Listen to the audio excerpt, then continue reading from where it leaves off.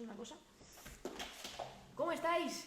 ¿Cómo estáis? Bienvenidos a este directo de Jueves Santo. Madre mía, qué alegría tenemos. ¿Qué alegría tenemos más grande? Jueves Santo directo. ¿Y sabéis quién tiene una alegría enorme? Una alegría que no se lo cree, que se ha levantado esta mañana y ha dicho: esto es el plan que yo quería para Jueves Santo. Sí, señores, Natalia de Santiago, mi amiga Natalia, a la que he engañado y ya está ahí conectada. Y ya toda mi vida soñando con un directo. Y más en Semana Santa. Pues nada. Muy buenas. Hola. Te vemos bien, te vemos con un poco de media frente, ¿no? Ya, ¿y eso cómo se hace? Ah, pues así, fíjate qué bien. Eso es lo que llaman en la tele que haya aire por encima. Que corra el aire. ¿Cómo Qué estás, Natalia? pues bien, un poco Mira, horrorizada. tienes a tus amigas ahí conectadas. ¿Tienes amigas conectándote? No, mejor pensar que no hay nadie. Ah, vale, pues nada, no hay nadie, solo estamos tú y yo. Tú y yo. Bueno, mientras os vais conectando, os presento a Natalia para quien no la conozca. Natalia de Santiago, que es ingeniera industrial y que ha trabajado en el sector de finanzas y, bueno, sigue haciendo cosas durante muchos años. Y bueno, Natalia es experta en todo lo que ella se proponga, porque ella es como friki del mundo en general y obsesiva en particular también. Y cuando le da por un tema, pues lo coge, se lo estudia, se lo empolla y ya no hay otra cosa en el mundo.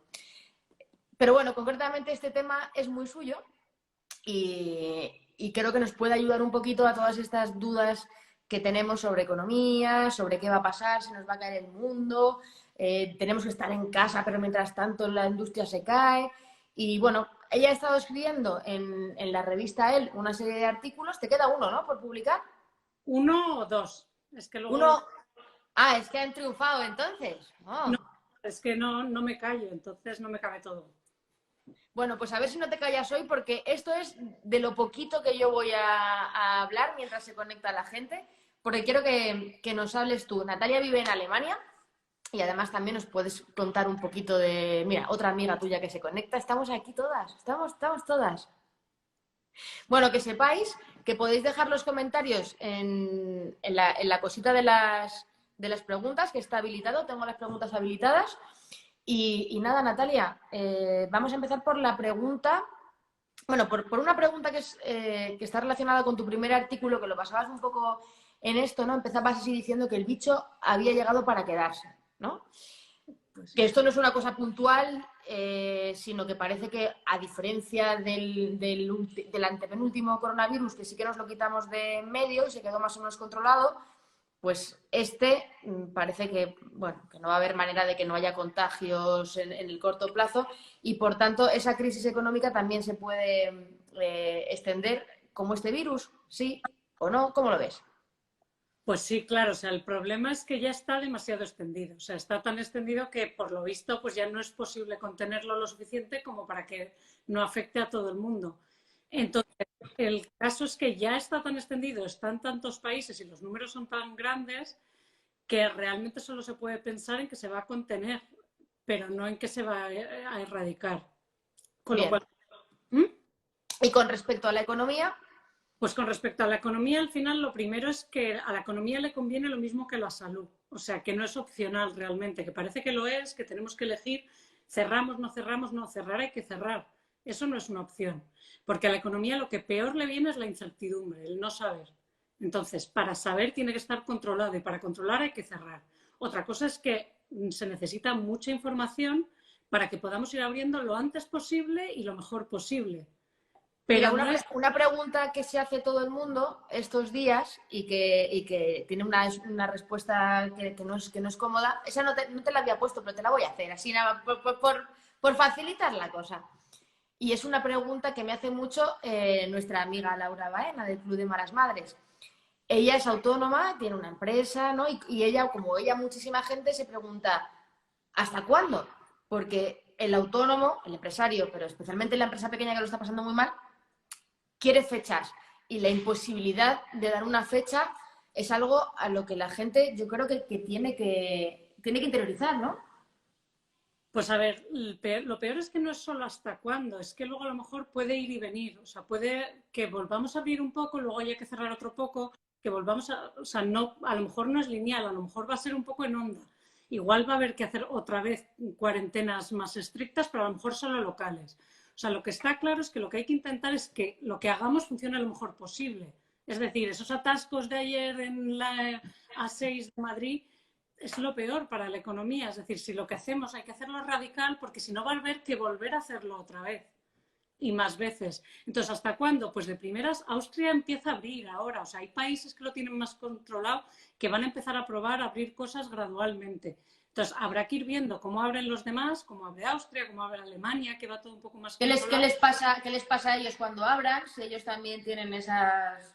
Claro, lo que pasa es que lo que hay que tener claro es que va a depender de nosotros. O sea, en este caso, cómo nos comportemos nosotros va a permitir que se abra antes o después. Es decir, todo lo que cada uno de Y nosotros... esa frase con la que terminaste el primer artículo de él, ¿te acuerdas? Sí, la deseamos extraordinarios. Pues es que es así al final. La, O sea, la, la frase era, vivimos momentos extraordinarios, seamos personas extraordinarias, ¿no? O sea, tenemos que tener un comportamiento diferente al que hemos tenido otras veces, o sea, no queda más huevos. claro, es que la última crisis que recordamos nos vino impuesta. O sea, bueno, está también. Obviamente el virus no lo hemos... Pero digamos que la otra No, vez no lo era... hemos creado nosotros, no lo hemos creado nosotros. Ojalá lo hubiéramos creado nosotros. Yo lo preferiría porque significaría que mañana no puede pasar lo mismo, podría estar más controlado. El problema es que mañana puede pasar otra cosa. Efectivamente. Pero entonces, tenemos un poco la sensación de la crisis anterior, por ejemplo, de que es cuestión de que nos viene la crisis dada y esperar a ver qué hacen los demás para solucionarla. En aquella ocasión eran los bancos. Pero esta vez somos parte muchísimo más activa. Es decir, tanto para que dure menos el parón de la economía, como para luego cómo se va a recuperar la economía. Cada uno de nosotros, la población, que es la más afectada, va a tener más impacto en lo que pasa. Entonces, lo primero que hace falta es ser muy responsable. Es decir, estas medidas son necesarias y cuanto más estrictamente las sigamos, antes se va a recuperar la economía. A lo que decía Laura, ¿cuándo? Pues el problema es que, desde luego, faltan semanas y luego no va a ser de golpe. Y hay sectores que van a tardar muchísimo más en recuperarse. Y se tardará más si la gente no hace caso, claro. Si la gente Los lo pasa por... sectores, los sectores, hablabas también de los distintos sectores que pueden ser afectados y demás, luego podemos entrar en esto, pero antes que me llamaba la atención lo que era una crisis de oferta o una crisis de demanda, esa diferencia con las crisis anteriores. Sí, a Que en ver, este caso tú comentabas, lo que es la industria no tiene ningún problema en ponerse a fabricar, o sea, mañana decimos a las máquinas y nos vamos a las máquinas, pero el no problema tiene es... problema, claro, todavía. O sea, todavía, como es un parón corto, bueno, relativamente corto, ya empieza a alargarse y ya empieza a haber, podría haber problemas. Bueno, Pero, ya llevamos un mes aquí en España. entonces, de primero, para la industria en principio al principio es un parón, pero el problema está en la demanda. El problema es que si este parón y la crisis de demanda se alarga, pues obviamente la industria se vuelve a ver afectada. Y si se ve afectada de forma más estructural, es decir, si empiezan a tener que vender cosas, no pueden reparar la maquinaria obsoleta, por decirlo de alguna forma, es decir, si empiezan a destruir capital, entonces ya se puede convertir también en una crisis en el lado de la oferta y eso es una crisis más grave, porque esa es una crisis más estructural. Entonces, lo que hay que intentar evitar es paliar la crisis de demanda lo máximo posible y lo antes posible para que no vaya contagiando la economía hacia arriba. Claro, o sea, el tema es si nosotros no demandamos productos porque no podemos comprarlos, hace que una industria, vamos a poner un ejemplo, ¿puedes poner un ejemplo con un sector o con una industria en concreto para entenderlo mejor? Bueno, pues por ejemplo, yo qué sé, algo simple, un restaurante. Pues de primera, si yo sé que no voy a abrir 3 semanas, pues me puedo acoger a las medidas, a poner un ERTE a mis empleados, ver cómo hago para coger liquidez y pagar el alquiler de mes y tal. Puedo hablar con un banco, es decir, es un problema de liquidez, de cómo paso este mes hasta que se vuelva a abrir. El problema es que si no es un mes, son 2 y tal, a lo mejor el problema de liquidez se convierte en que de verdad no puedo pagar, ya no tengo acceso a capital o a dinero, lo que sea, y tengo que empezar o a vender activos o a cerrar directamente. Es decir, ya es un problema que el día que se levante el confinamiento ya no podría volver a abrir. Porque Y en este habría... caso, Natalia, ese restaurante, por ejemplo, si tiene que cerrar, el alquiler de ese restaurante deja de pagarlo a la persona que le tenga alquilada el restaurante, por ejemplo. Sus empleados que se quedan en paro, ya no es un ERTE, ya es en paro, también dejan de consumir otra serie de productos porque tampoco tienen dinero, ¿no? Y se produce ese contagio. Y el problema es que vas contagiando de un sector a otro, de una zona a otra, de personas a personas, va hacia arriba, se pueden contagiar sectores enteros, es decir, la hostelería pues sufre estructuralmente porque si ese restaurante es de una cadena, puede fallar al final la cadena completa, etcétera. Y luego llega el momento, el peor de los escenarios es que se contagie tanto la industria que empieza a haber tantos impagos de particulares y de empresas que se contagie el sistema financiero. Ese sería el problema. Bueno, no, real son todos. Pero eso ya sería una crisis muchísimo más seria. Háblanos un poco de esto porque hay ruido, bueno, luego iremos lanzando preguntas para que respondas así pim pam, pero ha preguntado la gente también por el sistema financiero, puede haber aquí un corralito, o sea, son imágenes que nos llegan a la cabeza, que nos vuelven, ¿no? De esto puede pasar. A ver, en principio no. En principio el sistema financiero ahora mismo está sano y además después de la otra crisis, como se tomaron medidas claro. de seguridad para que no pudiera haber problema, en principio no tiene por qué, a no ser que se contagiara tanto a un nivel tan masivo que ya afectara tanto a la demanda, o sea, los ciudadanos, luego tanto a las empresas que llegara a contagiar el sistema financiero. Y ya no pudieron ofrecer crédito, con lo cual entonces las empresas todavía, las que no estuvieron afectadas, más afectadas todavía y los particulares igual. Y entonces ya sería una crisis total y global y absoluta. Es decir, eso hay que intentar evitarlo. Pero en principio el sistema financiero ahora lo que tiene que hacer es ayudar. O sea, está más en la posición de ayudar, no está directamente tan afectado y tiene que ayudar dando créditos, es decir, ofreciendo a las empresas liquidez para que puedan pasar este bache. Me dicen que no te apoyes en la mesa porque mueves el móvil y la imagen no para. Que no soy una profesional de esto, vale. Y entonces manos quietas. Mira, se ha conectado nuestra amiga Ana Rivera también. Molinos está por ahí. Estamos en familia. Bueno, con respecto a los sectores, y has hablado de la hostelería y el sector turístico, que son sectores muy importantes en España, o sea, ¿realmente es uno de los sectores donde crees que puede haber más pupa? Pues los sí. coches, hablan también por ahí de los coches, pero claro, la hostelería al final arrastra también mucho, mucho detrás. Sin embargo, vemos como otros sectores, como puede ser alimentación,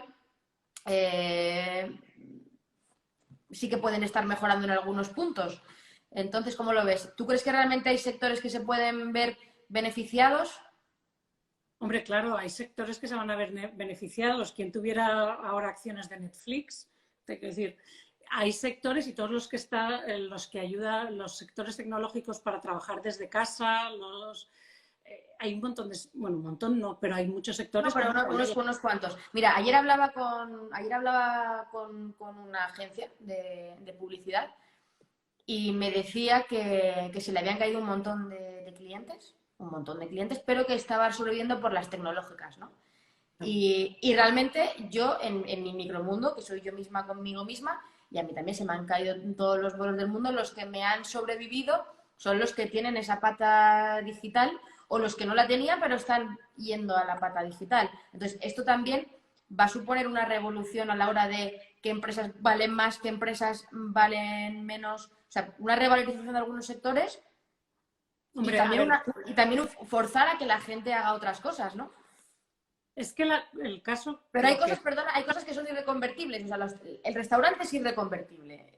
Bueno, no es irreconvertible, no. O sea, realmente va a depender mucho de lo que dure la crisis, cómo de distintos seamos cuando salgamos de ello. O sea, realmente si mañana encontraran una cura, pues probablemente en 2 semanas estaríamos casi... No, bueno, me refiero a si no tenemos mientras no haya un tratamiento, o sea, me refiero que hay sectores que si esto se prolongara en el tiempo, hay sectores en los que puede haber una mediana salvación o se pueden hacer cosas a nivel digital o teletrabajar, pero hay sectores como es el restaurante que mientras estás confinado no vas a ir y que aún así cuando volvamos a salir habrá gente que también tenga miedo. Claro, o sea, a ver, es lo que te decía, cuanto más dura la crisis, más va a cambiar también nuestro comportamiento a largo plazo. Es decir, es posible que vuelva la demanda, pero no vuelvan las mismas cosas tampoco, que aunque se recupere las cifras globales en total, hay unos sectores que se van a quedar afectados para siempre y otros no. A nivel de restaurantes, pues lo normal es que se vuelva a recuperar todo. Lo que pasa es que igual también a lo mejor cambia, a lo mejor va a haber también, si de verdad cambia la tendencia y la gente empieza a trabajar desde casa en serio, a lo mejor va a haber muchísimo más home delivery, porque tú vas a estar en casa, pero no necesariamente con el tiempo para cocinar. A lo mejor también los restaurantes, si de verdad, por ejemplo, se empiezan a dejar, se flexibilizan las oficinas y no todo, la gente no va a tener tanta capacidad de oficina porque va a trabajar mucha más gente deslocalizada. En ese sentido, los restaurantes a lo mejor se podrían volver sitios de reuniones.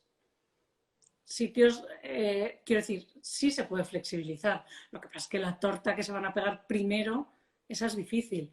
Pero a lo mejor los restaurantes van a tener más home delivery y sitios, y a lo mejor luego se cambian un poco y se vuelven sitios de reuniones también.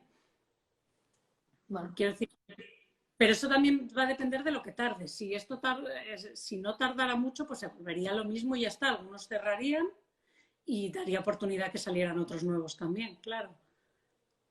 yo creo que depende mucho también de la firmeza con la que se den las recomendaciones, porque ahora mismo, por ejemplo, en el tema de los envíos online, ¿cómo Sí. lo ves? Claro, en España no tenemos una recomendación clara. Una recomendación clara sanitaria.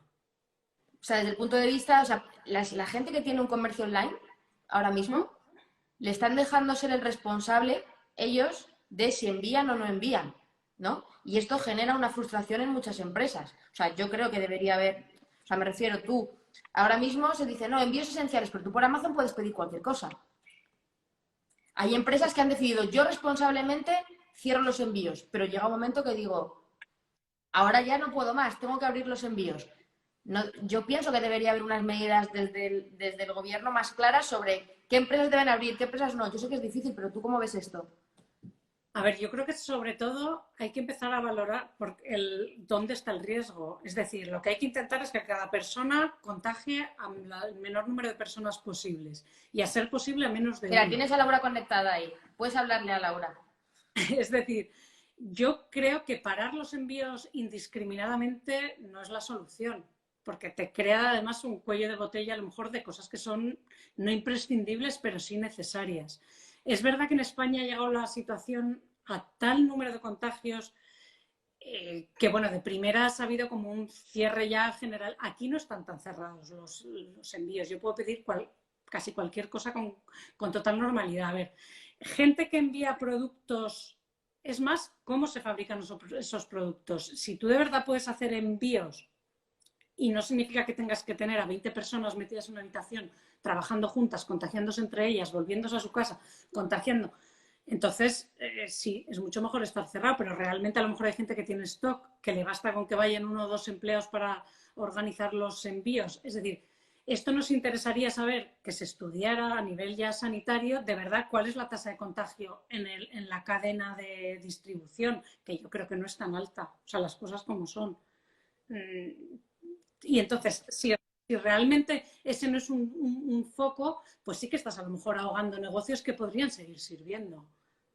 Claro, la pregunta que me hacía mi marido esta mañana, ¿no? Era, pues, le preguntaba a Javi, que se dedica a estas cosas, digo, bueno, ¿qué le preguntarías tú a Natalia? Dice, pues lo que se pregunta a todo el mundo, si es mejor seguir frenados o no. Y él me decía, hombre, yo pienso que es necesario para no asfixiar el país hacer unas medidas. Y claro, para esas medidas, como lo de los envíos o como lo de qué tipo de trabajos, tiene que haber primero, en mi opinión, unas normas claras por parte del gobierno que digan Claro, lo que tú dices, esa habitación con 20 personas o los repartidores de Globo o los repartidores de Libro no pueden estar como han estado en reunión en una plaza, porque eso genera la propia desconfianza del consumidor y hace que todos nos frenemos. Y también esa desconfianza de lo que hablabas tú en los artículos de los pacientes asintomáticos y cómo trasladas el paciente asintomático a la economía. Explícanos eso que es muy gráfico también. Bueno, pues que normal, o sea, el primer afectado es siempre, obviamente, pues el que se queda sin trabajo, el que no está ganando dinero, y esa persona deja de gastar inmediatamente, eso está claro. Y es un golpe a la economía directo. Pero luego está toda la gente que realmente está cobrando porque puede trabajar en casa, que económicamente igual a lo mejor está mejor porque está ahorrando, ¿no? Que no está Pero esa gente luego lo que hacemos, como no estamos convencidos, como no sabemos ni cuánto va a durar esto, ni nada, nos volvemos cautos, nos volvemos precavidos, que es normal, por otra parte. ¿Y eso qué pasa? Que aunque pudiéramos gastar, elegimos no gastar. Y de esa manera estamos todavía deprimiendo más la demanda. Hay menos gente que, por ejemplo, uno de los sectores que van a ser más afectados es el del automóvil, porque ¿qué es lo primero que no te compras? En un momento un coche. Y menos ahora que encima no puedes salir de casa.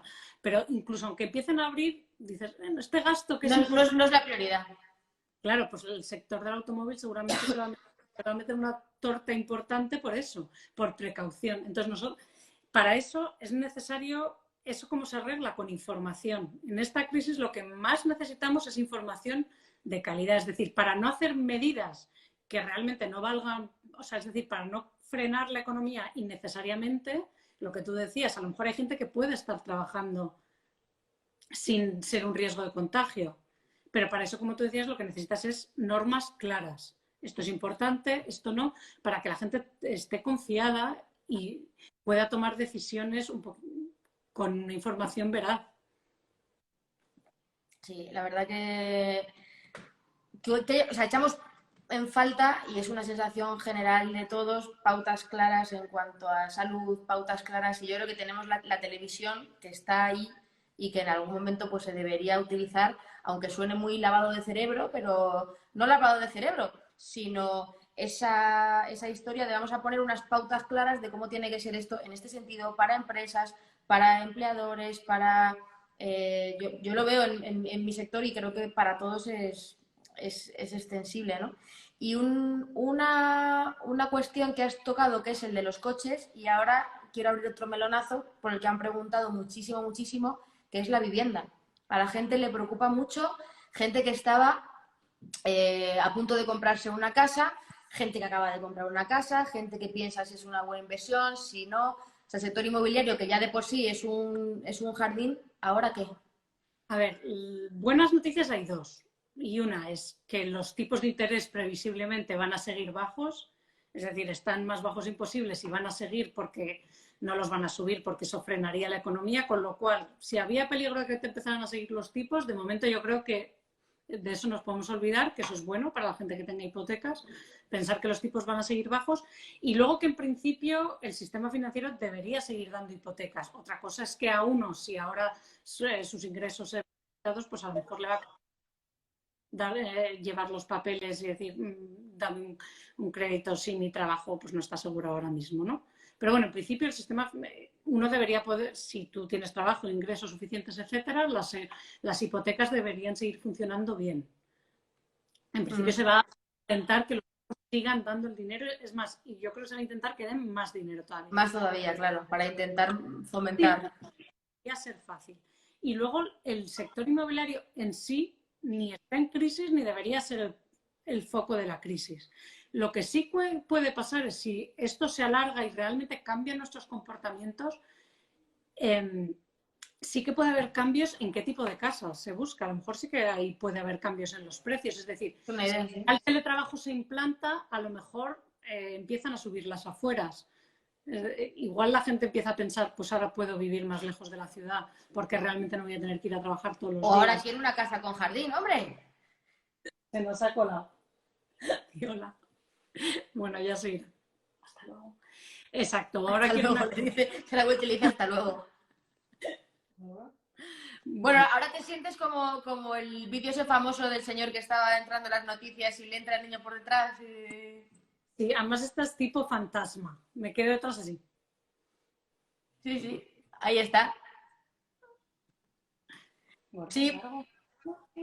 Bueno, pero que la idea era esto, mientras nos acompaña la quinta, es que a lo mejor ahora una casa con jardín, a ver, yo por ejemplo, que me he mudado el 1 de febrero, me mudé, y me mudé a una casa que tiene una terraza. Pues claro, ahora lo agradezco muchísimo más y me paso todos los días diciendo, joder, qué bien que me ha pillado el confinamiento en una casa con terraza. Y mira que es un tipo de mierda en Madrid, no estamos aprovechando nada, pero bueno, simplemente ya poder salir un poco de vez en cuando se agradece y a lo mejor ese tipo de viviendas pues sí que suben.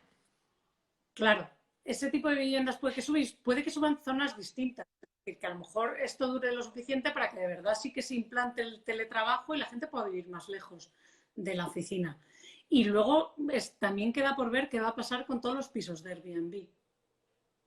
Es decir, que eso Claro, que a lo mejor zonas del centro, ahí pueden salir también pisos a la venta de gente que los compró como inversión para explotarlos y si no los pueden explotar durante bastante tiempo, pues a lo mejor acaban vendiendo. claro, fíjate, eso no lo había pensado yo. Igual que los hoteles, los Airbnb pueden volver ahí y a lo mejor también, no lo sé, yo creo que también, a ver, yo pienso ya pensando en el futuro, en gente que dice, ya no nos vamos a quitar las mascarillas nunca, en el sentido de que, no nosotros, ¿no? Pero que, bueno, yo estoy convencida de que a partir de ahora va a haber gente que va a llevar mascarillas toda su vida, igual que los asiáticos. Gente que sea más mayor o gente que se haya quedado tocada, gente que haya perdido a alguien. Yo pienso, a ver, si deja de haber casos de una manera dramática, pero mientras haya casos, aunque no haya un colapso del sistema sanitario, pero sí que pienso que la gripe A tiene un estigma y es una gripe, pero tú dices gripe A y suena peor que la gripe, ¿no? Entonces, si la gripe A, que la seguimos teniendo con nosotros, sigue teniendo esa coletilla de, wow, es que es gripe A y ya tenía en la cabeza que es más fuerte, coronavirus más. Entonces, yo Ah, pienso bueno. que eso. Bueno, esto venía, perdón, que me enrollo, al tema de las medidas de seguridad en los hoteles y el tema de la limpieza. O sea, que va a haber esos sectores de limpieza también creo que van a crecer. Sí, claro, y luego además también se puede pensar incluso que a lo mejor si empieza a trabajar la gente en casa, pues a lo mejor la limpieza de las oficinas nos las podrían mandar a nuestra casa las empresas incluso. O sea, quiero decir, Mucho que piensas tú. si se deslocaliza el trabajo, puede que se deslocalicen otros servicios que están relacionados también. Sí, de hecho, bueno, el sector del hogar y del servicio doméstico es un dramón lo que está ocurriendo, y más teniendo en cuenta la inestabilidad de muchas de ellas. En general son mujeres que no tienen papeles y que ahora mismo, o sea, esa situación también hay que abordarla, o sea, y no se puede dejar tampoco en el aire. No, claro. Pero bueno, y todo, o sea, a ver, esto al final nos afecta a todos, pero hay unos grandes perdedores que siempre son los más vulnerables, los que ya tenían un trabajo precario, los niños también de familias desfavorecidas, y es que hay gente que no tiene internet, que no tiene acceso a la educación online, o sea, hay niños de verdad que ahora se pierden de vista. Esto incide de alguna manera en la igualdad al final también. La cuestión es que si nos planteáramos un escenario malo, en el que hubiera idas y venidas, ¿no? Durante un tiempo, la brecha social se haría más grande teniendo en cuenta la educación, porque realmente lo del homeschooling no es ninguna bicoca. No, no es lo mismo. Aparte, eso sí que está demostrado con estudios y tal, que ahí dependen entonces ya muchísimo. Niños con padres más formados tienen una ventaja brutal sobre niños con padres menos formados, claro. Bueno, pues antes de pasar a las preguntas que nos ha hecho la gente, te lanzo otro melón que me interesa tu opinión, que es que has mencionado tú esta mañana cuando hablábamos, no, esta mañana no, te lo he leído yo en un artículo, que era el de las medidas de geolocalización. Te lo dejabas así como de pasada, que decías, bueno, antes de la localización de las personas, bueno, no sé cómo lo llamabas tú, pero viene a ser eso, o sea, en plan, esa medida que anda por ahí pululando, que ya se ha instaurado en otros países, de que el gobierno sepa dónde estás y sepa si eres positivo o no y se pueda controlar la enfermedad de esta manera, que se está hablando. Yo es la segunda vez que hablo de esto en los directos y el otro día lo hablé en la radio porque es que me preocupa mucho, porque la gente habla de esto muy alegremente y lo equipara a Google y dice, bueno, si ya le das tus datos a Google, pues esto es igual. Para mí no es igual y creo que tiene implicaciones éticas importantes y me gustaría saber qué piensas tú de esto. Pues es como todo. Aquí hay una opción de que vaya a un escenario del horror en el que te empiecen a coger la información sin tú querer darla y encima y estamos hablando de cosas de salud, es decir, que te podrían mirar indicadores de tu salud y en función de eso tomar Quiero decir, dar una información que en principio es tan privada y tan sensible alegremente, eso es abrir un melón muy problemático. Entonces, yo antes que eso, estas tecnologías habría que utilizarlas, eso desde luego, pero es mucho mejor si las utilizamos desde el punto de vista de la responsabilidad. Es decir, la tecnología está ahí para poder compartir información, pero entonces es mejor que la compartamos nosotros proactivamente, es decir, que yo diga, que yo me conecte todos los días y diga, sí, tengo síntomas, que salga de mí por un sentido de responsabilidad, que pasemos a la otra opción, que es como los ciudadanos no lo hacen responsablemente, se hace por decreto ley, que es un poco como se está haciendo, se puede hacer en China o en Corea. A mí Entonces, me preocupa porque en otros países se están tomando decisiones también en función de parámetros, o sea, como cuántas horas pasas al día viendo YouTube, que lo pueden saber y te clasifican si también eres... yo... bueno, ya. En China, claro, ellos tienen, esto lo contó More en la radio, y ellos pueden ver el tiempo, el número de horas que tú estás en YouTube o estás jugando, ¿no? Y entonces clasifican a los ciudadanos en más vagos, menos vagos. Bueno, y a mí todo esto me parece muy peligroso porque eso puede llevar unas implicaciones a la hora de luego recibir ayudas para algo o que vayas a un hospital y te den un tratamiento u otro, por lo que tú decías, porque tienen más datos de salud de los que en principio deberían tener. Joder, ya nos está acojonando en principio lo de nos parece fatal lo del, ¿cómo lo llaman? El triage, ¿no? Cuando empezamos a hablar del triage era, ¡wow! Se están haciendo triage. Jo, si tienen todos los datos, o sea, ese triage, con todos los datos que tengan de ti, incluso económicos, incluso, joder, a mí me parece que eso hay que darle una pensada antes sobre si no podemos hacer otras cosas antes de ponernos un chip a todos y que toda la información nuestra esté ahí disponible, porque yo a Google le doy esa información para que me dé un servicio voluntariamente y es una empresa que está controlada. Entra en Google a ver qué información están cogiendo. No, pero ellos no son el gobierno. O sea, quiero decir, No, ellos... pero yo sí lo he hecho, ¿eh? Yo he entrado y he visto una por una, eso se puede hacer y vas y tú puedes poner tus indicadores de privacidad. El problema es que en ese sentido, pues como no nos ha hecho falta, no hemos tomado responsabilidad, pero va a hacer falta tomarla, porque si estamos hablando de teletrabajo, va a pasar lo mismo. Ahora, como ya no te están viendo en la oficina, saben si estás o no estás, si te estás yendo a tomar el café o no. Vamos a pasar un momento en el que tu empleador va a controlar tu tiempo. Bueno, es que eso que dices, ayer lo hablaba yo con Javi y cuéntanos cómo ves tú esto, porque a mí me parece tremendo que en plena Semana Santa, en empresas, se estén haciendo un montón de cosas. Joder, que es Semana Santa. O sea, estamos en casa, pero sigue siendo un festivo. Y las empresas, con el tema del teletrabajo, parece que como estás en casa y no estás haciendo nada, tengo más derecho a exigirte más. Y no es así. O sea, hay muchas empresas que no están acostumbradas al teletrabajo y que ahora mismo parece que no hay sábados, no hay domingos, la gente se está quejando de esto y creo que, bueno, cuéntanos tú cómo lo ves. A mí me parece un horror, o sea, me parece un horror gestionar esto y que la gente no está entendiendo mucho la película de claro, teletrabajo. cuando la gente que trabaja en casa, yo es que lo tengo en casa porque mi marido trabaja muchísimo en casa y además con muchísimos países, con lo cual como tiene mucho cambio horario, pues ya se vuelve normal que te manden que contestes a un email a las 4 de la mañana porque te lo manda un tío desde Corea. Entonces, en este final yo creo que la solución cuál es, que es lo que estamos hablando, es que cada uno sea dueño de sí mismo, pero eso implica responsabilidad. Es decir, que cada uno ponga sus límites, sepa dónde tenga la responsabilidad para que no le tengan que estar monitorizando externamente y al final pases a que te valoren por tu trabajo y por el resultado. Pero ¿quién puede permitirse el decir, pues no te contesto este email porque es fuera de horas o lo que sea? Pues Claro. para eso tiene una cierta confianza y habértela ganado también. A ver, te gano la confianza. Va de las dos partes, ¿eh? O sea, que nadie me entienda mal, pero yo creo que igual que cuando empezamos con el tema online se estableció esto de la netiqueta, ¿no? Y cómo tener el código de etiqueta online, pues el código del teletrabajo, que ya está en muchas empresas aplicado y que está funcionando, pues en el caso de tu marido, yo que trabajo, vamos, desde casa y hago muchísimas cosas con mucha gente, pero creo que la gente que no está acostumbrada o la gente que ya lo hace con más razón, un poco medir y que a los jefes también se les enseña a ser jefes con el teletrabajo y lo digo yo la primera que soy una obsesa. pero creo que es un tema importante porque si no acabaremos todos en bucle. Bueno, antes de ir a las preguntas, he recordado que teníamos esto. Explícanos el tema de los posibles escenarios de recuperación.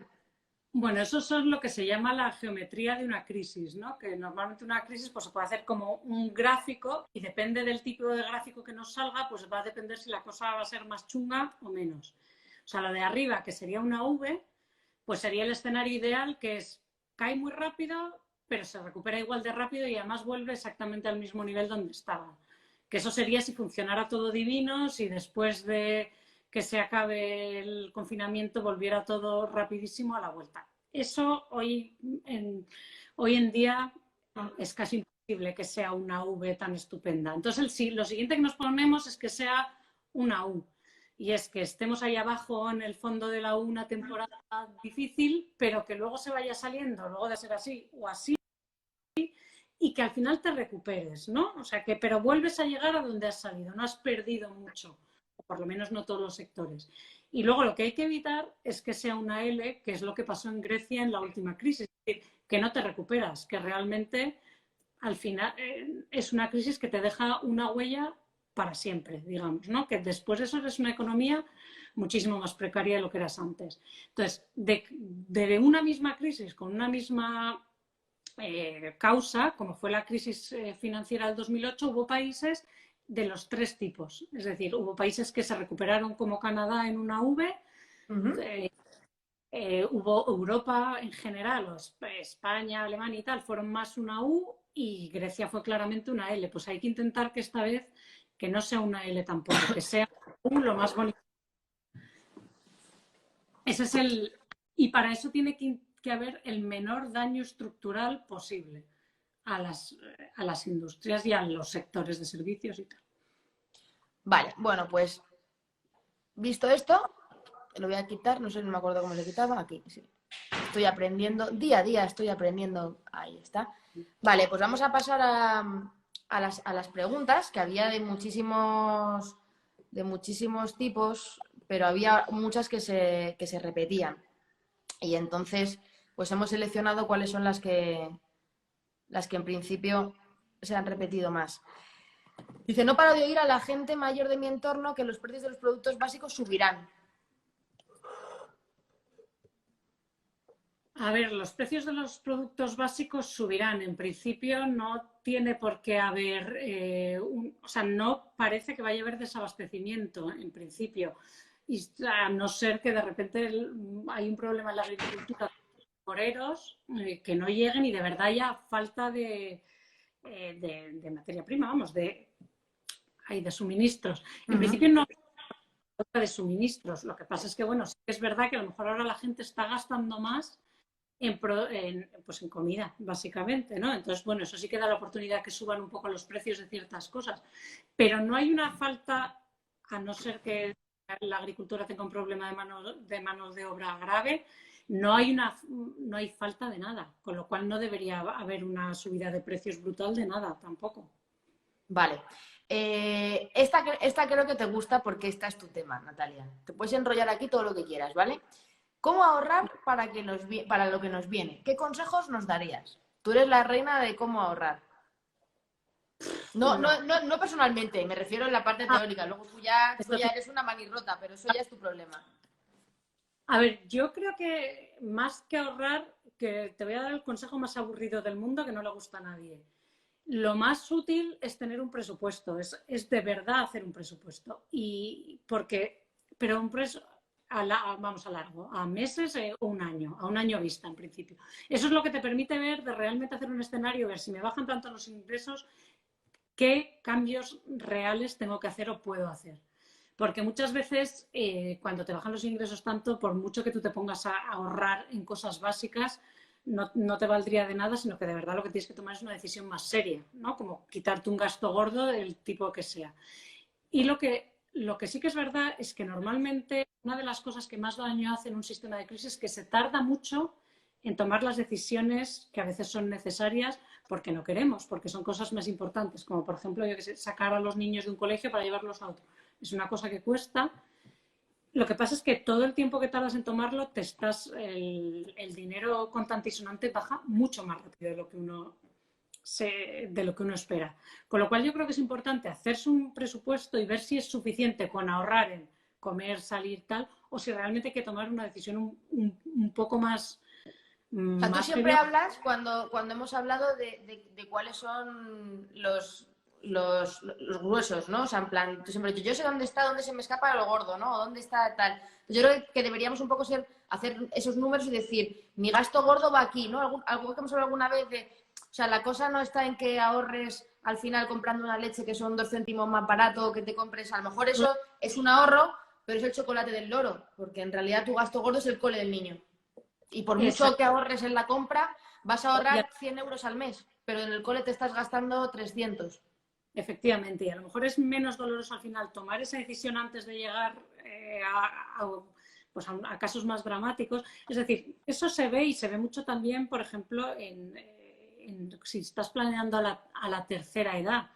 O sea, cuando se planea para su retiro, el problema es que muchas veces se tarda demasiado en tomar decisiones que si las hubieras hecho antes, te protegen tus ahorros muchísimo más. Es decir, ahora pero eso hay que verlo en cada caso. Por eso es importante tener un presupuesto para ser realistas, para decir, es decir, ahora por mucho que yo a lo mejor ahorrar en leche, como tú dices, no me soluciona el problema porque mis ingresos han bajado de tal manera que tengo que tomar una decisión más drástica. Y a lo mejor no es ahorrar leche en absoluto, sino, yo qué sé, cambiarme de casa o el colegio de los niños o renegociar una hipoteca o yo qué sé.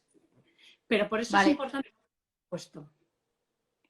con respecto a eso, mira, dicen ahí tocar las partidas estructurales de la familia. Hay otra pregunta que es que la pregunta hay que verla individualmente, pero a lo mejor individualmente tú nos puedes asesorar en un porcentaje, darnos tu idea, que es cuál sería una buena cantidad de ahorro para pasar este tipo de situaciones y preocupaciones. Obviamente el tipo de ahorro no va a ser igual el que tiene una hipoteca de 3.000 que el que tiene una hipoteca de 500, pero más o menos qué colchón o a cuántos meses vista o no sé, cuál sería Claro, algo razonable, ¿no? el problema es más que ahorro, porque normalmente la gente pues, que a lo mejor está pagando una hipoteca está ahorrando, lo que pasa es que eso no es líquido, ¿no? Es decir, ¿cuánto hay que tener líquido para un imprevisto? Pues una de dos. Si haces un presupuesto, te puedes permitir tener menos, porque vas a saber cortar antes. Es decir, una de dos. O tienes un colchón importante, que pues eso. Ay, se ha ido, se ha ido. Si uno tiene sus números muy controlados y tiene un presupuesto y sabe dónde cortar rápido, es necesario tener no hace falta tener tanto colchón.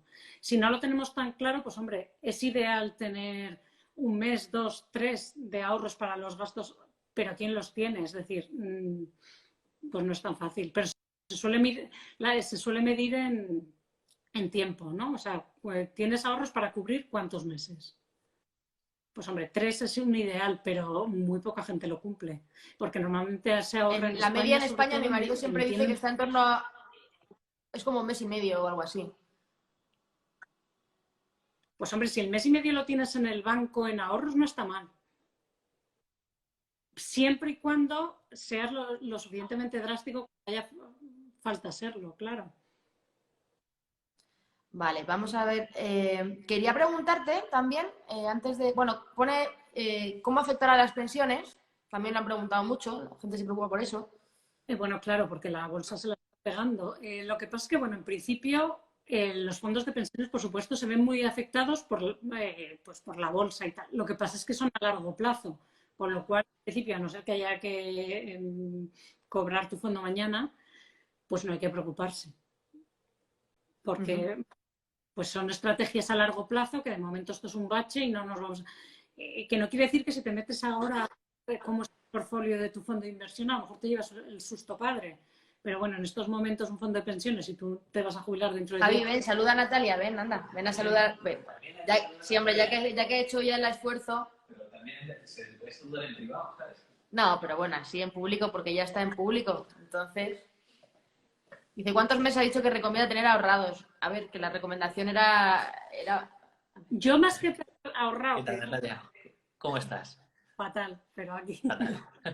Está aguantando, ya solo le quedan 15 minutos. A ver si me da la batería. En fin, Pues nada, ánimo, ánimo. sí, Beso. Es tan elocuente él, ¿verdad? como yo. No, tú, oye, a mí, yo que he empezado hablando para que no te sintieras mal y me han metido una bronca al principio de que me callara porque te querían escuchar y ya me he callado. Yo lo hacía por ella, ¿eh? Que es que soy más mala que... De verdad. Bueno, quería preguntarte también, es que estoy poniendo la batería, ya que lo has dicho. Quería preguntarte, No sé si lo... porque me has comentado esta mañana que te habías leído los informes de empresas, de consultoras, de McKinsey, de Harvard, de tal. Mira, Patch te dice que lo estás haciendo guay. Tienes ahí... Bueno, pues eso, que nos cuentes un poquito y luego si te da tiempo alguna pregunta más, pero creo que es importante que nos cuentes cómo lo ven los que supuestamente saben. Pues los que supuestamente saben lo ven pues como lo vemos todos. Yo creo que esto es con un poco de incertidumbre y sobre todo con esa sensación de que en estos momentos hay que ser muy flexible. Es decir, porque hay que estar flexibilizar, es decir, porque ahora mismo como no sabes muy bien por dónde va a ir y además va a ir, está tocando, cada país está en una fase distinta. Hay países que están empezando ahora, países que están acabando. Es decir, hay que ser muy flexible primero para ir hay que aprender de los demás. Es decir, hay que ver qué está haciendo un país, qué le está funcionando y qué no, y aplicarlo lo antes posible. Y lo mismo a nivel particular, lo que tú decías, hay que ver qué medidas están siendo más efectivas para controlar los contagios y cuáles no. Lo que vienen diciendo es eso, ser flexible, marcarse un rumbo y luego dicen cosas hasta como stay calm. Entonces... Keep calm and watch Netflix, ¿no? Y o sea... un poco Instagram, no es tan difícil, tan distinto al mensaje de Instagram. Me ha llamado mucho la atención porque me ha puesto algunas citas esta mañana que dices, ¿pero esto que es una quote de Mr. Wonderful o de la cuenta de mindfulness de turno o cómo? Sí, pero cosas como mirar por la ventana que anima. Eso lo pone el Harvard Business School en sus consejos. Mirar por la ventana. Tomo nota, miraré mucho por la ventana. Pero bueno, realmente nadie sabe. O sea, yo creo que se trata de prepararse para poder rebotar lo mejor posible, es decir, de minimizar daños. Esto se trata de intentar que los daños, que todo lo que se recorte se pueda recuperar y que no sean lo de la L, que no sean cosas que se van a quedar y de las que luego es muy difícil salir. Vale.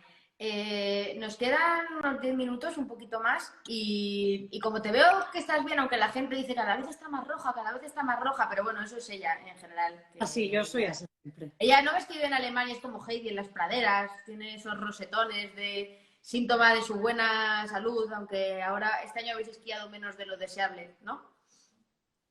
Este año sí, pero vamos, no por el coronavirus, sino por el petardo de mi marido que se tiró el descuajeringo entero.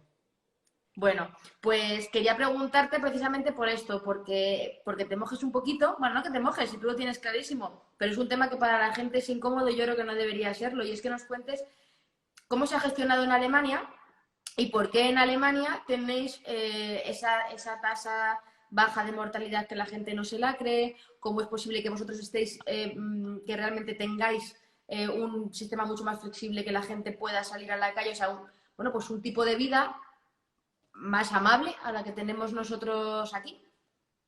Bueno, pues a ver, yo creo que son dos razones muy claras. Una, que la capacidad del sistema sanitario era mayor ya de partida, es decir, que Alemania tiene más camas de UCI por persona que cualquier otro país en la Unión Europea.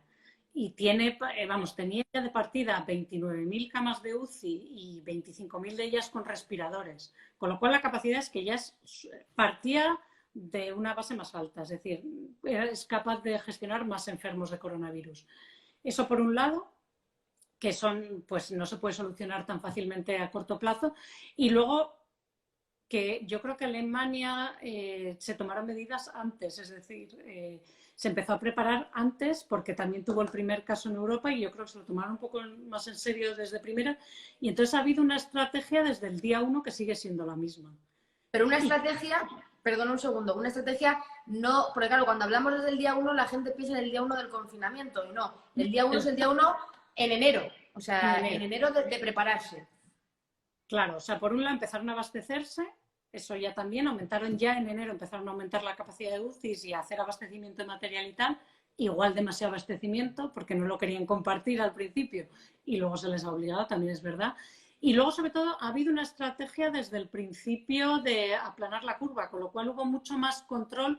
O sea, sobre todo la diferencia ha sido entre enero y marzo. Aquí se empezaron a hacer mucho más seguimiento de detección y de hacer test. Entonces, hasta hace muy poco sabían exactamente dónde estaban los focos. Y el nivel de detección de infectados es mucho más alto, con lo cual se detectaban los asintomáticos antes de que llegaran a contagiar a la población de riesgo. Es decir, la gente mayor ha estado protegida más tiempo. Ya les ha llegado también, o sea, ya se les ha ido de las manos, ya no se sabe dónde están los focos, pero se ha tardado más tiempo. Y con lo cual ha dado tiempo también a prepararse y a no tener ese pico tan grande, esa curva. Claro, pero claro. Me gustaría que dijeras lo que me has contado a mí muchas veces, de que pusieron un poco las decisiones en manos de la ciencia desde el principio. Sí, o sea, aquí la estrategia la ha llevado siempre el Robert Koch Institute, que son los epidemiólogos. Y ellos son los que asesoran al gobierno, los que centralizan, también son los que hacen todas las estadísticas, los que llevan los casos, los que deciden qué test se hacen, qué cuarentena se ponen. O sea, aquí antes de haber confinamiento como el de España, hubo una temporada en la que había como gente confinada parciales, digamos. Si tú habías estado en Italia, te tenías que quedar 14 días en tu casa. Y los niños, mayores, todo el mundo. Mi hija, por ejemplo, se tuvo que quedar 15 días porque había estado en Estrasburgo 3 horas. Bueno, a mí lo que me pareció alucinante, ¿en qué momento fue en el que le hicieron a una de tus hijas la prueba en la puerta de tu casa? Que fue hace un mes ya, o 3 semanas. Claro, y eso sin síntomas, solo porque había Sin estado síntomas, o sea, simplemente porque... en una zona de riesgo. Esa fase medias entre enero y marzo en España no ha existido. Esa fase no ha estado aquí, no la hemos tenido. Se ha llegado directamente, entonces ha habido muchísimas más infecciones bajo cuerda que aquí. Y por eso la tasa de mortalidad no es que sea peor realmente, o sea, sí es un poco peor por la falta de capacidad de la UCI, pero no es que sea tan peor, es que está infradiagnosticado en España. O sea, los números reales se parecen más a los números oficiales en Alemania que en España. Pero porque Alemania lleva haciendo test desde el principio. Ahora mismo tiene una capacidad de 500.000 test a la semana, que tampoco es tan real, porque hacen el test, pero aquí el cuello de botella está en los laboratorios, luego en procesar los resultados. Pero el test que se está haciendo, cuando le hicieron la prueba a tu hija, ¿era un test rápido o era una PCR? Es de los en la nariz. O sea, que tardaron en darte los resultados, ¿cuánto tiempo? No, de hecho es que no me los han dado porque deben ser negativos. Ah, ok. Vale.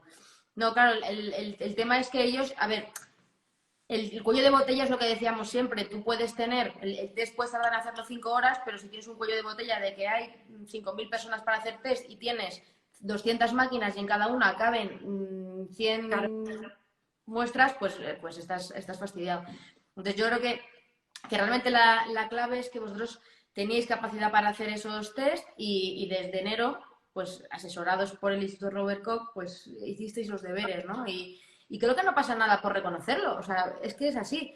Sobre todo, a ver, ha habido países que mejor que Alemania también, quiero decir, o sea, que en esto tenemos que aprender todos y a lo mejor España hace ahora cosas mejor y hay que aprender de España, pero yo creo que hay que estar muy atentos en qué se hace en cada sitio y qué funciona y compartir la información también entre países, porque bueno, pues países como Singapur, Japón, Corea han conseguido control bastante fuerte, pues habrá que ver qué han hecho bien, o ver también cómo sale China de esta. Austria va a abrir de los primeros, pues mirar a ver cómo les va y cómo lo hacen. Y como has mencionado China, había otra pregunta por ahí sobre los mercados chinos. ¿Esto cómo lo ves? ¿Se va a desplazar? Había una pregunta por ahí que no la tengo exactamente, no sé si la has leído cuando te he pasado algunas, sobre si realmente el mercado chino se iba a desplomar o si se iba a hacer más grande con respecto a Estados Unidos. La gente no lo tiene claro. O sea, porque hay gente que a China lo ve con miedo, ya, ¿no? Ahora mismo, pero también ven como que van un paso por delante de Estados Unidos. Hombre, a China ahora mismo es que Estados Unidos se ha dormido en los laureles muchísimo, con lo cual eso beneficia ahora mismo a China. Lo que pasa es que al fin y al cabo China también es un país exportador, con lo cual que esté el resto del mundo fatal, pues tampoco le viene bien. O sea, le pone una ventaja competitiva en el caso de que ellos van por delante y lo tienen más o menos controlado, parece, pero para China tampoco le beneficia tanto que el resto del mundo esté en crisis, porque es un país muy exportador y además es una parte muy central de casi de las, ¿cómo se llama? Supply chain en español, supply chain, de las cadenas de abastecimiento, vamos, que hacen muchas partes, piezas para otros países, que a lo mejor ahora muchos países se van a plantear traerlo para casa, que eso también les podría hacer daño. Entonces yo creo que tiene ventajas y desventajas, o sea que no es tanta teoría como de la conspiración de ahora van a dominar el mundo, porque para un país que es básicamente exportador y que en lugar de trasladar su riqueza a su población la guarda para vendérsela a los demás, pues tampoco veo yo una ventaja tan clara al final. Sí, bueno, y realmente yo creo que hay otro tema aquí también importante con China y que tenemos que tener en cuenta todos, y es el tema del estigma, el tema social, el tema de todos los chinos que están por el mundo, que viven en España, y bueno, esa fobia que se generó en los días previos, que tenemos todos, que fue uno de los motivos por los que enseguida le pusieron el nombre COVID-19 para que la gente no lo llamara el virus chino, aunque Trump ha seguido diciendo que para él era el virus chino y le iba a seguir llamando el virus chino, ¿no? Entonces sí, creo que tenemos que aprender muchas lecciones de esto. ¿Y cuál sería tu conclusión en los 3 minutos que te quedan, Natalia? Mi conclusión, que es duro, que hay cosas que no se pueden evitar, es decir, hay una parte de la crisis que va a ser así, pero que por otro lado depende mucho pues de nosotros, de que lo hagamos bien, de que seamos consecuentes, y que en este caso no merece la pena la tontería de saltarse la cuarentena, irse a tal, porque lo único que estamos haciendo es alargar la cosa. Esto es hacerlo bien y hacerlo de una vez. Y luego es que me hace mucha gracia, porque todo lo complejo que es el mundo de la economía, o sea, tú empiezas y terminas con lo mismo, que es, o sea, quédate en casa y hazlo bien, porque es que todo va a depender de las decisiones individuales que tomemos cada uno. Sí, mucho. Y en este caso más todavía, porque ya no es eso, no es como la crisis anterior, que era un poco, los bancos haciendo a saber qué hacen. Es que esta vez está muy a nuestro nivel. Es nuestro problema también. Pues no te vamos a molestar más. Yo creo que estamos todos, mira, mi madre, Gomellanita, también te pone aplausos y dice que muy, muy interesante.